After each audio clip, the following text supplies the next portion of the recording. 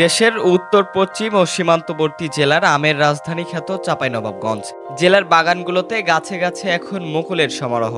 এর মধ্যে আগে বের হওয়া কিছু কিছু গাছে মুকুল ফুটে আমের গুটি বের হচ্ছে। গত বছর আবহাওয়া অনুকূলে না থাকায় আমের ফলনে বিপর্যস্ত হয়। বাগান মালিকরা বলছেন এবারের মৌসুমে বাম্পার ফলনের স্বপ্ন দেখছেন তারা।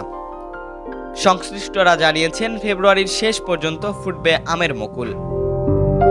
গত বছর মৌসুমের শুরুতে তাপমাত্রা কম থাকা এবং প্রকৃতিগতভাবে কম ফলনের বছর হিসেবে চাঁপাইনবাবগঞ্জে মুকুল এসেছিল মাত্র ৭০ থেকে ৭৩ ভাগ গাছে, যা তার আগের বছর ছিল প্রায় ১০০ ভাগ।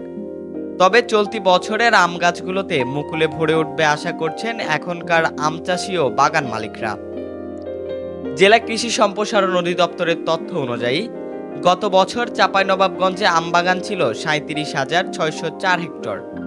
এবার ১০০ হেক্টর কমে হয়েছে ৩৭,৫০৪ হেক্টর। এর মধ্যে সদর উপজেলায় আমবাগান রয়েছে ৫,১৮০ হেক্টর, শিবগঞ্জ উপজেলায় ২০,১০০ হেক্টর, গোমস্তাপুর উপজেলায় ৪,২৪০ হেক্টর, নাচল উপজেলায় ৪,৩৫০ হেক্টর ও ভোলাহাট উপজেলায় ৩,৬৩৪ হেক্টর জমিতে আম চাষাবাদ হচ্ছে।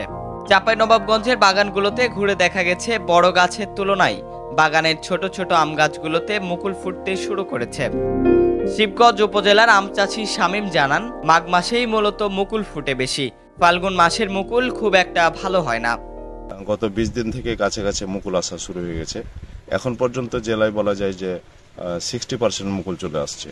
এই মুকুল আসার আগে থেকে আমাদের বাগানে পরিচর্যা করা শুরু হয়, বালাইনাশক স্প্রে, সেচ দেওয়া।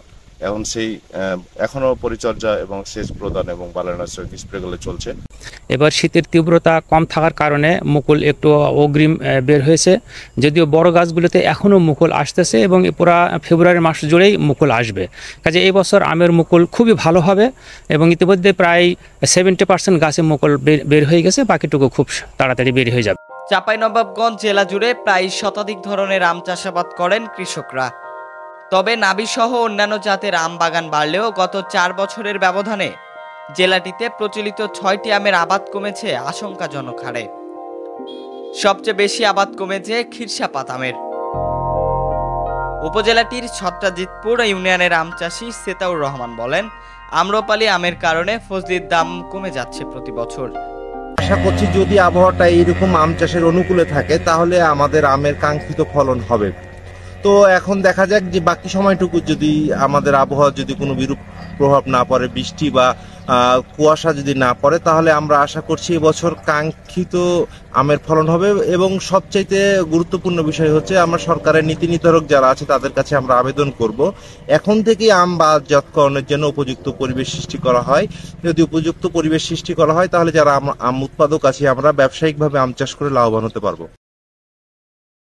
চাঁপাইনবাবগঞ্জের জেলা কৃষি সম্প্রসারণ অধিদপ্তরের উপপরিচালক ডক্টর পলাশ সরকার বলেন, মুকুল ফোটার সময়সীমা হচ্ছে ফেব্রুয়ারির শেষ পর্যন্ত।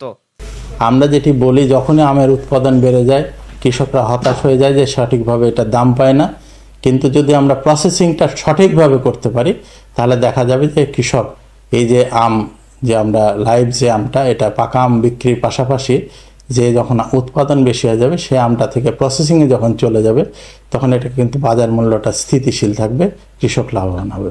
চাঁপাইনবাবগঞ্জ থেকে শিফাত রানার তথ্যচিত্রে আশরাফুল অন্তর, ধূমকেতু নিউজ, রাজশাহী।